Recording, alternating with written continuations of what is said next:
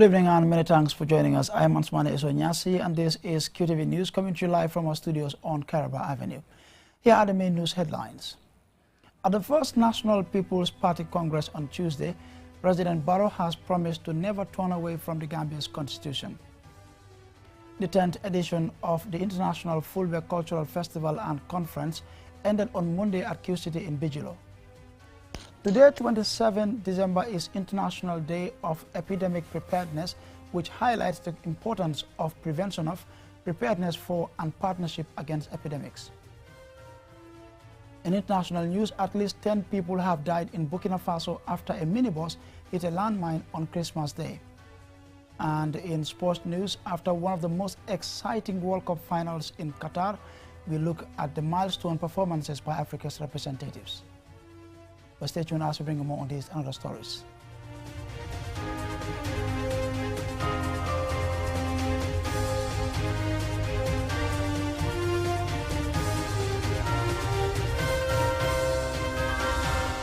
Those were the main headlines, and now we take a look at the news in detail. President Adama Barrow has promised to never turn away from the Constitution, with which electorates entrusted him the task to defend the nation. He was speaking at the first National People's Party Congress on Tuesday. More in this report. President Barrow came to power in 2016 under a United Democratic Party-led coalition, which ended 22 years of former President Jammeh. The formation of the NPP started with the Barrow Youth for National Development, followed by the Barrow Fans Club, which developed into a political council. This resulted in the birth and launching of the National People's Party on the 30th January 2021 at the Independence Stadium in Bakau. In the December 4th presidential elections, President Barrow got 53% of the votes and won in 45 out of 53 constituencies. The election adjudged as free, fair and transparent according to the IEC and international observers. President Barrow says it's time to work collectively and do away with hate, extremism, religious divides, tribalism and insults that pose threats to the Gambia's unity and stability. I promise never to turn away from the Constitution, with which you entrusted me the task of defending the nation. I reassure you that the progress and development of the Gambia is my priority. The formation of the National People's Party has brought about one of the biggest coalitions in Gambian politics. The NPP has formed coalitions with parties such as NRP, PPP, GPDP, NCP, amongst others. Is the NPP going to continue with these existing alliances for the local government elections? Sidi Njai, the deputy spokesperson of the National People's Party, responds. There is going to be continuity, and because our partnership with those political parties is anchored and based on mutual respect and principles of good political strategy, and that's what we employ under the guidance and directive of His Excellency, the Secretary General Party Leader, President Adama Barrow, to get all on board.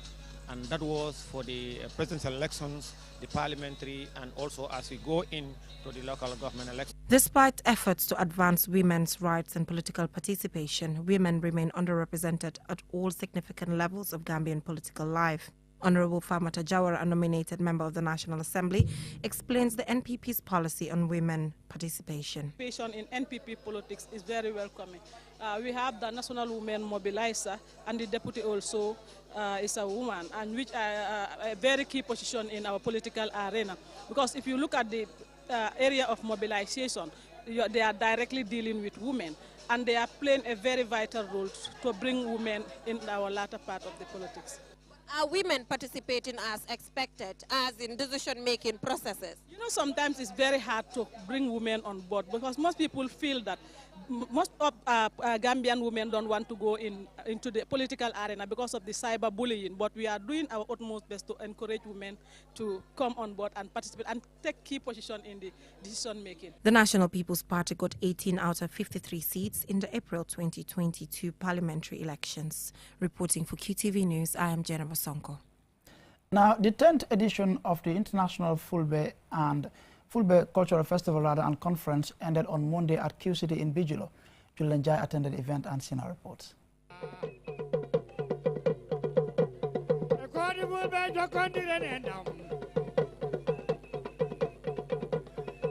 The annual event seeks to unite and promote the rich, diverse and beautiful culture and traditions of the Fula people in Africa.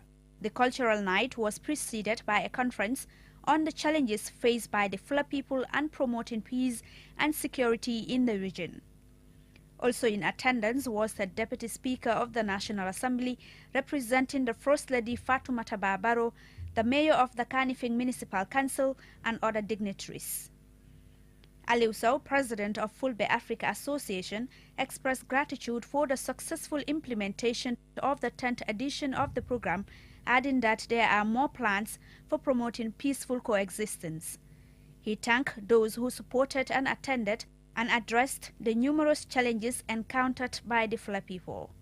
But I will just say thank you. Thank you for coming. I can see one from Bissau. I can see one from Mauritania. I can see one from Ghana. His Excellency, the Sierra Leonean people, I respect you guys. Yesterday, Donna Sampare said something great about you people, and it was great to have you. We went to Sierra Leone, and they gave us the biggest accord that we ever felt. Mr. Sow said there is a greater need to maintain peace and unity among Fula and other ethnic groups in the Gambia, and to ensure sustainable development in the country and the sub-region. The organizers are also planning to organize such events in other parts of Africa. This is in keeping with the fact that the Fulani or the Fulbe people are one of the largest ethnic groups in the Sahel and West Africa and are widely dispersed across the region. Inhabiting many countries, they live mainly in West Africa and northern parts of Central Africa, South Sudan, Darfur and regions near the Red Sea coast in Sudan. The two-day convergence, which brought together thousands of people from all regions of the country and the sub-region, including Senegal, Mali, Guinea, Sierra Leone, ended with a night of exciting performance by the famous Senegalese musician Baba Mal of Dane Leñol Band and Alfajo Dara from Guinea-Conakry.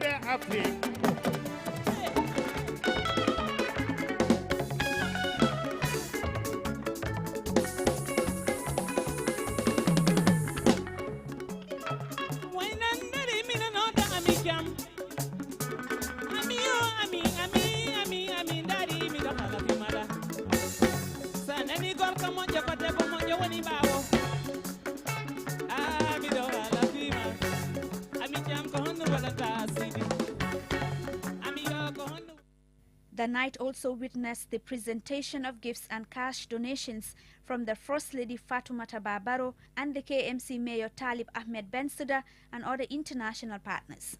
For QTV News, I am Julde Ndiaye. Exciting. Well, they've abandoned the reading now. We move on now with more news. Now, in 2020, in the light of the COVID-19 pandemic, the UN General Assembly designated 27 December as International Day of Epidemic Preparedness.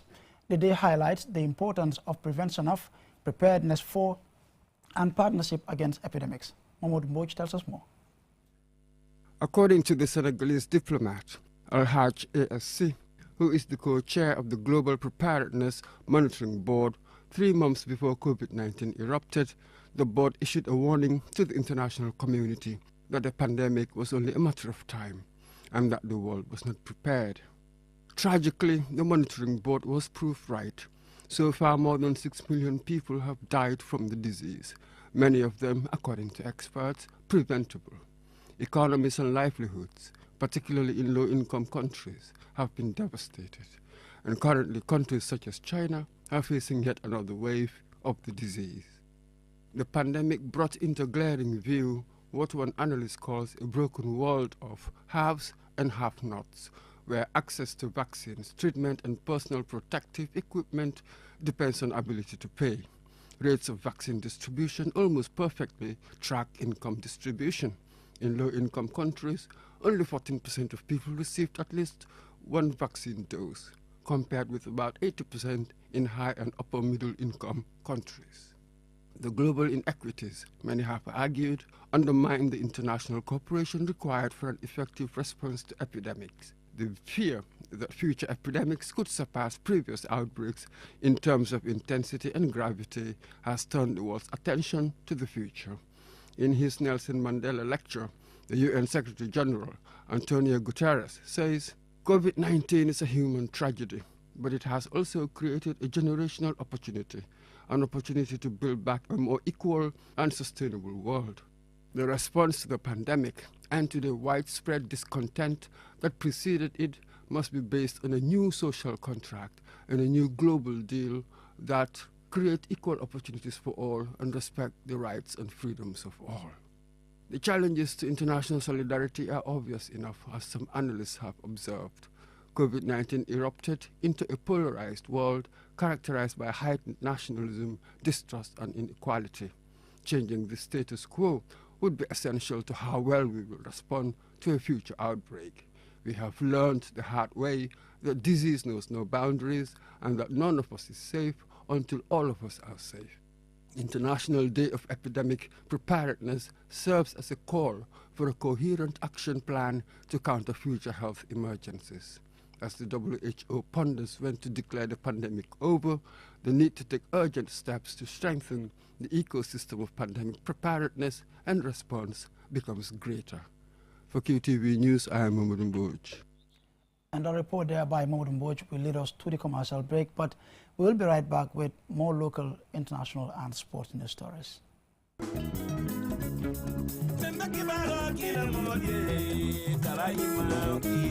Lahido timmandi wato sitalem kodenke jeliba ko yate ande kumari ban wulle bina album don tim ba sotola album kuto ikafomiye ko TikTok. Come out in your thousands. It's going to be a great night. 7th of January 2023, Penchami Hall, 9 p.m. Tickets $500, VIP $1,000.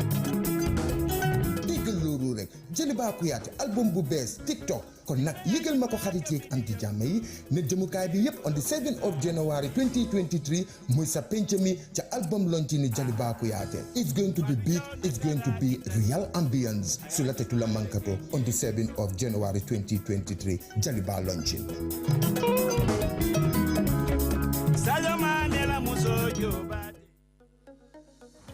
Bank from here and there, and here too, here and even here. Introducing the Bloom Digital Suite from Bloom Bank Africa, web and mobile banking that allows you to bank on the go at your convenience and on your own terms. Check and transfer funds, pay NAWEC bills, buy cash power, buy mobile credit, and so much more. For more information, visit www.bloombankafrica.com or pass by any of our branches nationwide. Download from the Apple Store and the Google Play Store. Bloom Digital Web and Mobile Banking on the go from Bloom Bank Africa.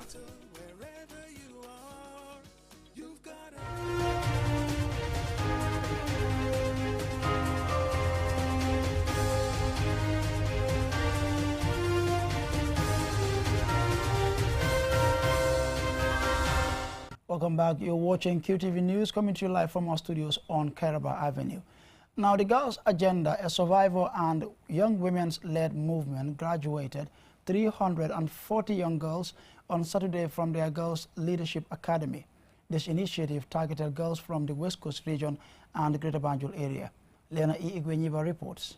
The Girls Leadership Academy training is a 3-year initiative of the Girls Agenda, funded by the Global Fund for Women. This mentoring and leadership building program is designed to prepare adolescent girls to assume leadership and political roles within their schools and communities to promote gender equality and equity.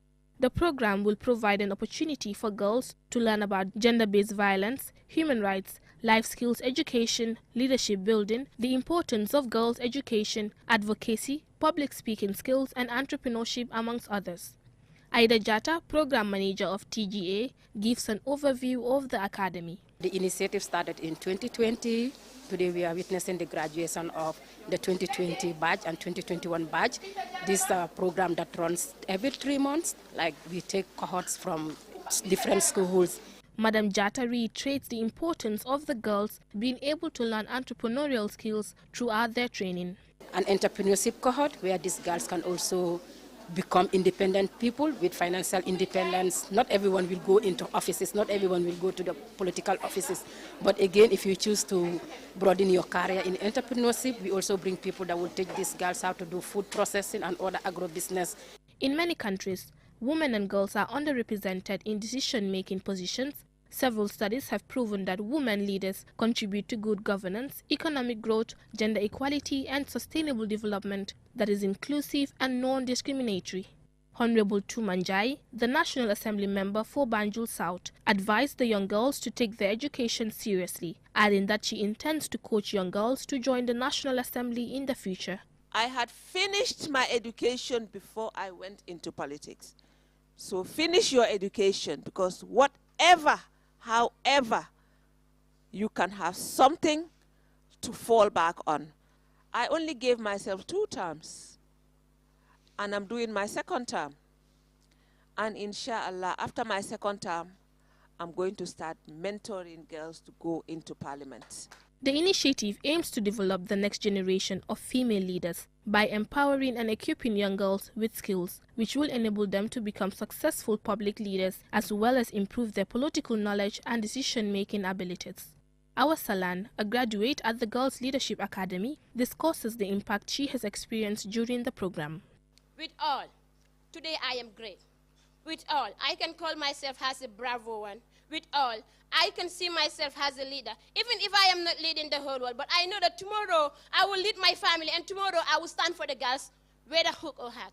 Aissatou Cissé, another graduate of the academy and a student of St. John's School for the Deaf, was one of the few girls who received prizes. She explains her delight for being awarded. You feel very good. I'm very, very happy because she was surprised in receiving the prize. She was never expecting that she would receive this prize. She's hoping for more to come. The GAD leadership is a very good example. The Girls' Agenda came into existence through the ideas of young women who had experienced violence because of harmful norms, practices and gender inequalities in their families, communities and cultures. Reporting for QTV News, I am Lena E. Igwenyiba.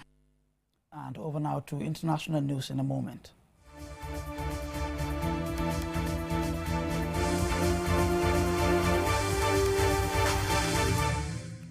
Now, a few days after Burkina Faso military government ordered the expulsion of UN Residence Coordinator Barbara Manzi, designating her as persona non grata, the country has witnessed another tragedy after a minibus hit a landmine, killing at least 10 people on Christmas Day.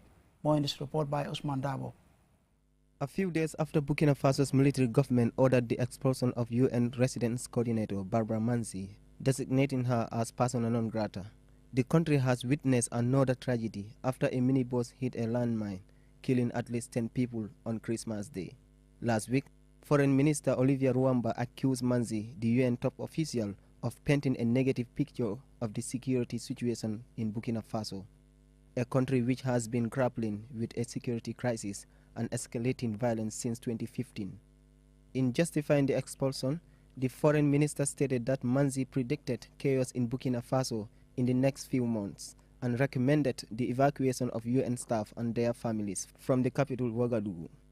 According to officials in Burkina Faso, 5 other people were wounded in this latest incident, which occurred in the east of the country near the border with Niger.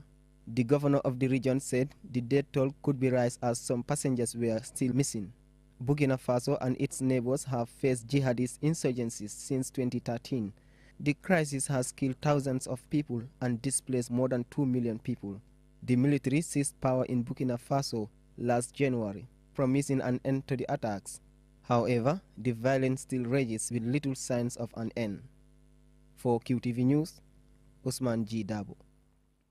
And from the report there by Usman G. Dabo on the unfortunate incident in Burkina Faso, we take a look at some sports news.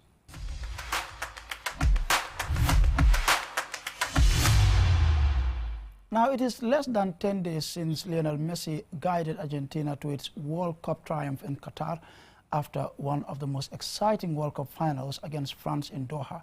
Aliou Cissé looks at the milestone performances by the African representatives, particularly Morocco, who finished in 4th place, the best ever by an African team. Africa is home to some of the most passionate football lovers in the world. Despite this, the continent has never gone beyond the quarter-final stage of the World Cup. All that changed this year when Morocco made history by reaching the semi-finals where they lost to France. After a slow start to the World Cup, Africa's 5 representatives, Morocco, Ghana, Senegal, Tunisia and Cameroon, delivered the continent's finest World Cup in history. There was a record 7 wins in the group stage, with all 5 sides winning at least one game, enough to propel 2 teams, Morocco and African champions Senegal, to the knockout phase for only the second time and first since 2014 when Algeria and Nigeria made it through. The Atlas Lions of Morocco added the icing to the cake by becoming the first African side to reach the semi-finals. They topped their group, beating Belgium and Canada before eliminating Spain and Portugal in the knockout phase, to become the first African country to reach the last 4 of a World Cup. The Atlas Lions' highest ever ranking was 10th in 1998. Gianni Infantino, president of FIFA, expressed delight with the standard of African football, and CAF president Dr. Patrice Motsepe expressed excitement, saying CAF's objective of an African nation winning the FIFA World Cup is alive and within reach. Morocco's historic run to the semi-finals saw them ending 2022 as the highest-ranked football team in Africa, according to FIFA. They replaced Senegal, who were eliminated by England. The Teranga Lions were without their star player Sadio Mane, who missed out due to injury sustained in a league match with his club side Bayern Munich. In Qatar, Tunisia ensured their early elimination finished on a high after stunning a weakened France side thanks to veteran Wabi Kazri's strike. This was followed by another as Cameroon became the first African country to ever beat 5-time champions and tournament favorites Brazil in a World Cup match, something they had previously done in a Confederation Cup match in 2003. Vincent Aboubakar's 93rd minute strike was not enough to keep the indebatable Lions in Qatar as with the Tunisians, but he delivered a weighty punch about the state of the African game. Also, for the first time in the history of the tournament, 3 women were among the 36 selected for the elite group of referees, with 3 more acting as assistant referees. The Gambia's finest referee, Bakary Papa Gassama, also made his 3rd consecutive appearance at the World Cup. The highly respected referee officiated the host Qatar final group game against Netherlands. Reporting for QTV News, I am Aliou Cissé. And that's all about it for this bulletin. But before we take a leave of you, here's a recap of our main headlines. At the first National People's Party Congress on Tuesday, President Barrow has promised never to turn away from the Gambia's constitution. The 10th edition of the International Fulbe Cultural Festival and Conference ended on Monday at Q City in Bijilo. Today, 27 December, is International Day of Epidemic Preparedness, which highlights the importance of the prevention of, preparedness for, and partnership against epidemics. In international news, at least 10 people have died in Burkina Faso after a minibus hit a landmine on Christmas Day. And in sports news, after one of the most exciting World Cup finals in Qatar, we looked at the milestone performances by the African representatives in Doha. That's all for this edition. Do join us for another bulletin at 10 p.m.